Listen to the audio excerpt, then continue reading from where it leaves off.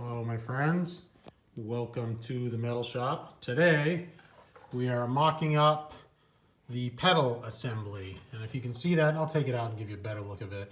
I had a friend of mine, pretty skilled fabricator. He works for a large public works department and they work on their own trucks and vehicles, etc. Fabbed this up for me. This was my design to build like this box, like this picture frame here that attaches to the firewall, and it's also going to attach here to this support stanchion here. This supports, the steering column, and it supports the dashboard, etc.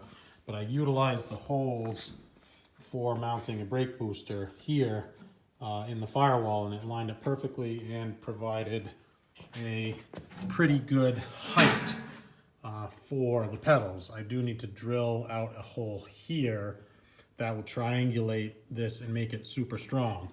I also have another support here. This angle bracket will bolt up against the firewall, and this will mount to the top of the pedal assembly. And this is the pedal assembly in question. This is a Wilwood with the forward-facing master cylinders. Two for the brakes, I have them removed right now, and one for the clutch. And you'll see that second bracket I reference will bolt on here to the top. These bolts, this will sit right in that bracket that we fabbed up right there. And this, it needed to be relieved here, had to be cut out for those master cylinders, which will sit here. And they will, I'm gonna drill holes in this and mount it solid, but it will allow for some movement back and forth. And if you can see that, you can get some good light in there. This bracket was for the archaic, the ancient Mustang 2 pedal assembly, which was set up for just an automatic in these cars. Really, the street beasts, the ARL kit here did not provide a lot of, options.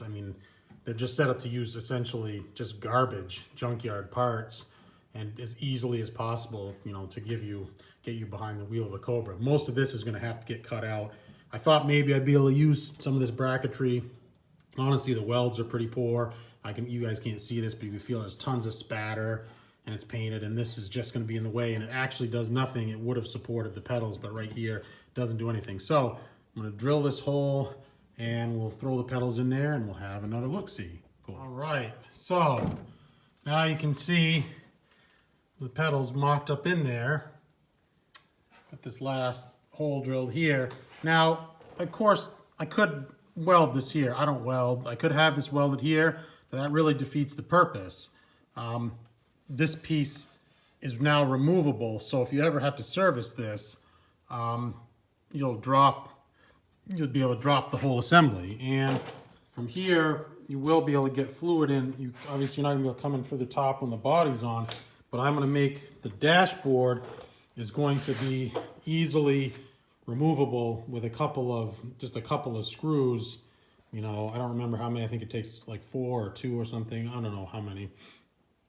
And a couple more down here so that I'm going to do something like that. I'm going to make it so that it will, if I undo the screws at the top here, it will rotate, it will rock forward if that's possible. So with the dash folded down, you will be able to get in here and get fluid. I have to cut this assembly out of the way. I'm going to break out the grinder, and I am going to do that next.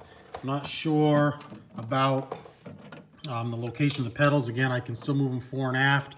There's quite a bit of travel here. That goes as far as that pedal will go, where this is particularly mounted, but I believe there's adjustment built in here so that the pedal can be kind of up like this. It is close to this outside wall, but I believe that's just the way it has to be. These cars, even the replicas, they're cramped. This is to have to fit these pedals next to the steering column. That's where they have to be. The brake is good.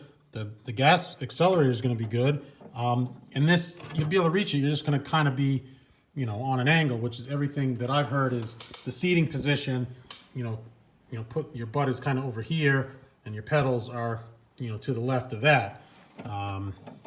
So they're a decent amount off the floor. I measured the Mustang and my wife's BMW, and it seems they're about exactly 6 inches off the floor to the bottom of those pedals. So this is not quite that. This is more like 4 inches, or yeah, it's looking like 4, maybe 5 inches. So I can cheat the pedals up. I'm going to use those nice AC Replica pedals, and I believe that we will be in business. Much thanks to Pete's Garage, who laid the groundwork for the idea for this. And I believe that this pedal assembly, this Wilwood pedal assembly with master cylinders like this, is what is utilized in the Factory 5. So I'm going to remove this, and I'm going to get cutting this crappy Street Beasts bracket assembly out of the way. All right, so here's the carnage. This is that bracket that I cut off, and I kind of had to whittle it off like a beaver. It was hard to get angles, and I was being stubborn. My blade was getting down.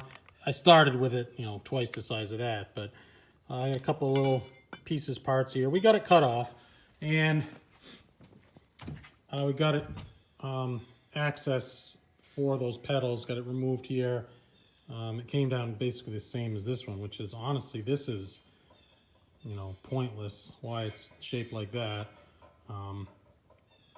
So anyway, we got it cut off. We got this cleaned up. This is up, buried in the dash. You're never going to see it anyway. So it not really super important. Maybe I'll throw a little bit of paint on there. There's the hole I drilled to mount the pedal box. You can see here that we have it all in place now, and there'll be plenty of room. I can bolt that big stanchion, will bolt right back on, you know, going up and over. This will bolt to it, and yeah, I mean, it's plenty strong. I really like it. Pretty happy with the way that it came out, you know, so cool. All right, so the other day when I was test fitting the pedals, I had to have the steering column in place because if you can see under there, pretty tight quarters up in there. So to test fit the steering wheel, and I was running into issues where the steering wheel wasn't mounting high enough to clear the dash, and I couldn't really understand why. This is a Chevy style mount that it bolts to here. You know, I'll take you over to the steering column. So I have the Chevy style mount here, but essentially there's almost no drop to it.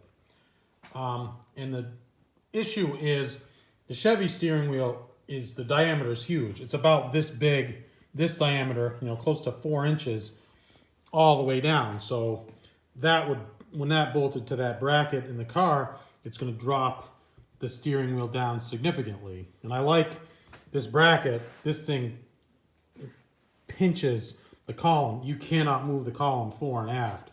It's really good, solid, rigid mount, nice giant piece of billet aluminum here. So I got on Summit and I bought a 2.5 inch drop column mount, thinking that I was going to get a nice big beefy piece of billet aluminum like this. That's what it was pictured. And this is what comes, you know, this scrawny, thin little bracket. And it's nice, it's well built, and I'm sure it would be fine, but I just, honestly, I don't like it. I'd have to drill holes in that bracket on the car to mount this puny little mount, and it just wasn't what I expected. It's hard to tell from the pictures when you order this stuff. So what I ended up doing was I made a couple of spacers. These are about 1/2 inch. This was some stock that some friends of mine had on hand. I just cut it and cleaned it up and drilled it on a drill press so that, you know, we're going to space the steering column down so that it fits in the opening here. And I hate this opening. That's nice because your steering wheel can come up from the bottom and down, but it's just, it doesn't look like an original car in the slightest. The original cars had a small oval mount. It was closed off on the bottom. So again, I don't know what I'm going to do with this, whether I'll fiberglass it in or whatever, or I'll leave it. I've come to the point where I think I'm going to leave this drop down in the dash, even though it's not correct. That's a 289 thing, because I can use this factory 5 bracket that I got, which I really like, that mimics, this will go under the carpet, but it mimics the look of the brace from the original cars, and I can mount this to the dashboard and give it a lot of strength and a lot of rigidity, which I like. I mean, this is a piece of thick fiberglass, and it's plenty strong once it's solidly mounted, but I really like the way that looks. So I'm going to get the steering column mounted, and I've also got the gas pedal workings here that we'll go over next. I got this, which I do like. This is a firewall support bracket for the 2-inch column that I will mount on either side of the firewall for that steering column to pass through. So let's get that going, and I'll tell you how we do. All right, so got the steering column mount, and this is really, I'm not really sure what the point of this is. It's almost just like a seal. It's bigger than the column by a little bit. The column slides in and out of there. There's a nice gasket and a rubber O-ring. It's really, it says floor mount or firewall mount. It will seal out the weather. It's got steel on both sides with bolts through it. I had to put bigger bolts than what it came with to sandwich it in there. So anyway, the strength of the steering column is here in the mount with those spacers. The spacers had a nice unintended side effect. As I spaced it down, I could push this further back. I'm not a super tall guy. I'm 6 feet even, but I got long arms and long legs. So I generally like the steering wheel and the pedals far away from me. So I could even space that column down just a little bit more with a couple of thick washers that I have, and scooch this even further in if I wanted to. So anyway, but this thing totally grips the column. Really, I mean, it's not going anywhere. So I have been working on the gas pedal assembly. You can see the hole. I drilled a 1-inch hole with a hole saw, you know, for like a wood boring bit. Still wasn't quite big enough. I had to kind of whittle it out a little bit with the Dremel, just so, and I'll show you why. This has to fit through. This has to fit through the firewall. It's welded on. Now you could have made this detachable, made it a lot easier, drilled a very small hole through, through the firewall, and then attach this with a screw. But this is your throttle pedal, and I assume it's probably for safety that they want that welded in place. If you're a skilled enough fabricator, you could have done it after the fact. Just drilled a nice little hole, gone through, welded this on once it's outside the firewall. Anyway, so I've also found the way that this mounts. Hopefully I can demonstrate this. So I was confused when I got this, and I had to call Shell Valley where I bought this, because this was so rusted in here that it didn't spin. And it looked like, I'm like, well, this must go through the firewall here, but it appeared that, I couldn't figure it out. Once they sent me some instructions, and it's really just kind of a crude diagram that they have that shows, how it works.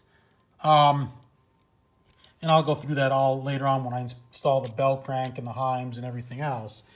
But the next issue that I ran into was this came as a 90, and even in the pictures of their, the pedal assemblies, the mechanical pedal assemblies that they have for sale, it's angled like this, because inside your foot box, that is not, sorry for the low light, this is not a 90. This is on a pretty steep angle here. So I had to bend this to find the right angle. I had to bend this a little bit to move it away from the firewall in the engine so that it would move freely. And then I found the issue was this washer that's welded in place was rubbing up against the firewall and not allowing smooth travel of the gas pedal. So what I did was I made a spacer. I stuck it on with 3M double-sided tape. And don't kill me, that's just to hold it in place. It's going to have 2 bolts that go through, bolting it to the firewall. So the 3M is really just for ease of installation. It's not holding the spacer in place at all. So hang on one second. I'll pause. We'll put this in place and have a quick look. I'm going to apologize now for the quality of this video. It's low light. I'm losing daylight here. I'm holding this with one hand, holding the camera, but this is how you want your pedal to move. So that's going to move that freely when it's held in place properly, so that your linkage will go up top here, so that your linkage up here, where is it? Oh, this is great video here. There's your linkage right there. Trying to hold it with my hand and show you guys. So your linkage will move freely, and it's gonna, rod's gonna come up here, connect to the bell crank, and then right back here to the carb or the throttle body in this case. So that's what we have done for this weekend. All I'm gonna do is I'm gonna drill that for some holes and just get that temporarily mounted in place. I like this a lot better than the cable operated throttle assemblies. I just like the mechanical linkage. It's what the Cobras came with originally, and to me it's just better. So anyway, my friends, that's what I wanted to go with. So this will close out the pedal box, the steering column, and the throttle body. Throttle body will be part one. I will show you guys when I do the linkage. But anyway, I'm going to close this out for this week. And as always, my friends, I appreciate your support. Thank you so much for watching. Please give me a comment. Please give me a thumbs up. Share my videos with your friends. And I still am responding to all my comments. I hope that you are enjoying the comments. I hope that you're enjoying the videos. All right. Thank you, my friends. Take care. Cobra.